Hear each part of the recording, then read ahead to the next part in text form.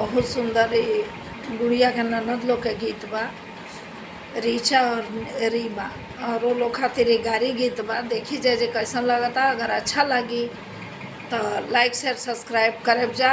आ गुड़िया के ननद के गारी गीत ह, उनका बहुत मन बा जे उनका ननद के लिए गारी गीत हो, तो ये सब केहू देखो।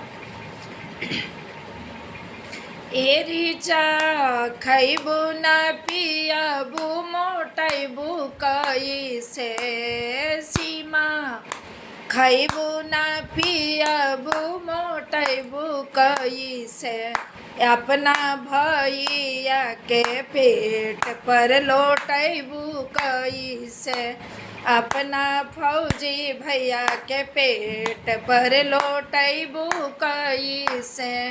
ए रीचा खैबू न पियबू मोटैबू कैसे, सीमा खैबू न पियबू मोटैबू कैसे, अपना मैनेजर भैया के पेट पर लोटैबू कैसे, अपना भैया लोग के कोरा में समैबू कैसे।